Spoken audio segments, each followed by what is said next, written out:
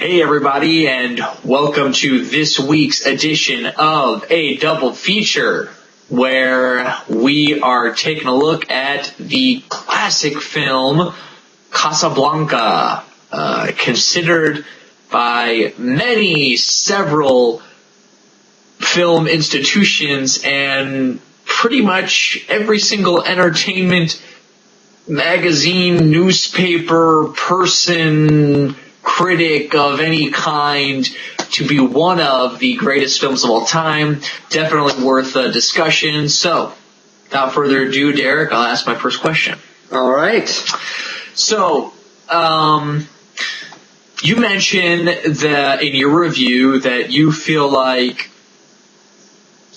Rick's moral obligation to do the right thing is sort of a lesson that we should kind of take away from all this. My question is, if they remade the film today,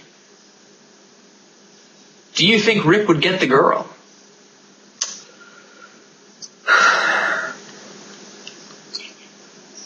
Probably. All right. Because like you were saying, I was going to ask you this question. You said at the end we have more or less a happy ending, and I want to know what's happy about it. Because they did the right thing. That's happy.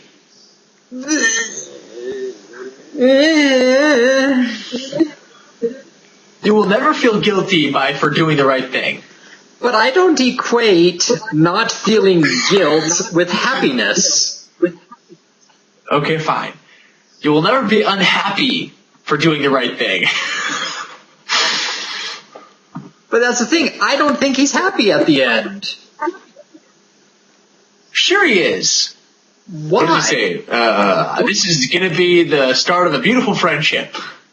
Okay, so maybe there's the promise of happiness. Maybe. Right. Okay. But, I mean, so I guess, who is he? He's talking to Louie. Louie's a weasel. Alright, so maybe then the idea is that he has finally overcome his demon, and he was able to do that by doing the right thing. He was able to put his love for Issa, right? Issa or Ilsa? Ilsa. Ilsa. He was able to put his love for Ilsa behind him. He was able to kind of overcome that.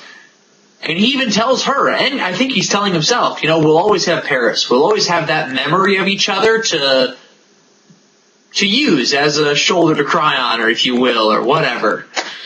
But at the end of the day, he got over her, he did the right thing, and so now he can move forward with his life and try to make something happy of it. See, I don't know if he's over her. That's where where I'm not seeing a happy ending. Of course he's not over her. He's still deeply, deeply in love with her, but he realizes this is what I have to do. And so he puts the principle above his love. I would say if he was over her, if he did not love her, there was no sacrifice. Okay, no, that's fair. Touche. I'm okay with that. Right. So the sacrifice is he denied himself this love that he so desperately wanted. But I think in doing that, he is now able to move forward with his life, because he was in this rut of, like you said in your review, I'm putting people at bay. He's not growing. He's not progressing. He's not learning. He said, I will close off my heart so no one can hurt me. I don't stick my neck out for anybody, blah, blah, blah. Great. But now he's sort of opened up. He's sticking his neck out for somebody. He's doing the right thing. And by doing so, he is not only able to, they escape from Casablanca, and we don't know if they make it to America, but the assumption is that they will make it to America, and that he'll be able to do something for the war that maybe Rick couldn't do. Yeah. No, I'll give you that. I'm just having a hard time swallowing this end thing means he's happy. All right. Well, no, and that's fair. I guess it's just happier than Citizen Kane. Sure. Citizen Kane, I just feel like. Well, it's like, so the happiest memory of his life was when he was a boy, and that was it? Anyways. Well, if we want to get technical, the happiest memory for Rick when he was having an adulterous affair with somebody. I mean, what do you want? Man. All right, fine. I mean, to his credit, he didn't know it was an adulterous affair. That's all Ilsa. That's why there's more problems with Ilsa. Whatever. That's true. Okay, but you're right. I mean, I like what you said, though. There is sort of this moral, this moral dilemma that basically Rick has the entire film. And I think, and correct me if I'm wrong, but I think that comes from his realizing that perhaps, what's his name? Victor. That Victor can do more for the war than Rick can. Sure. And therefore, the moral obligation comes to him that he's got to help them. Yeah. Because Victor. He wasn't going to give her the tickets.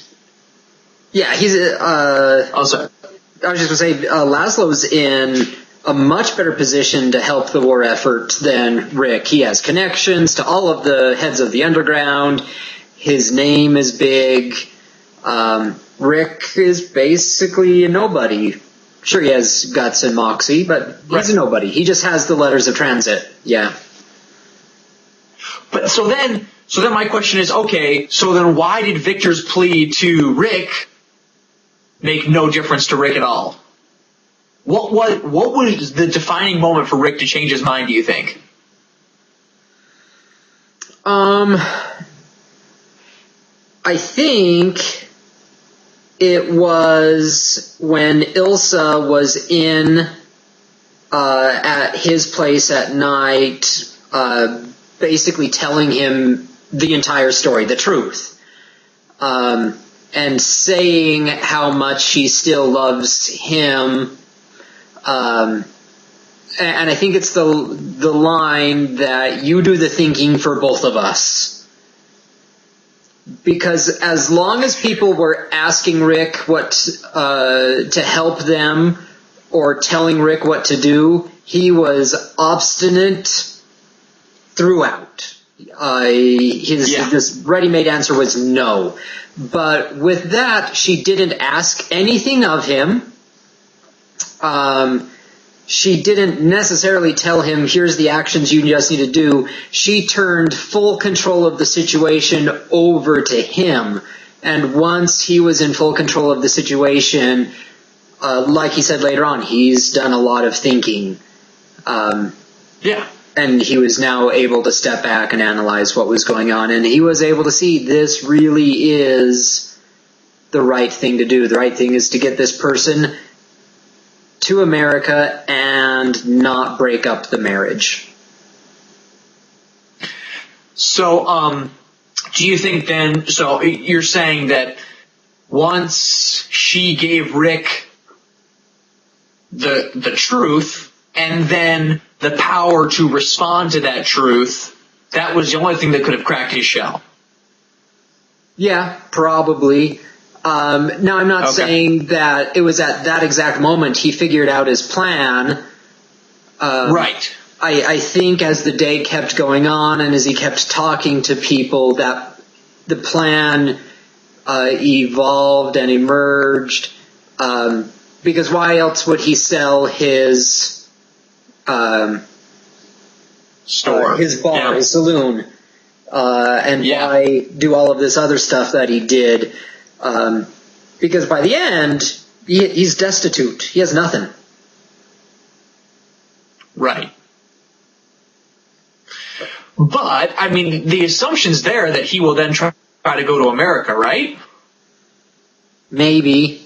Don't know, because they were going to get him out of town to a little garrison out in the desert.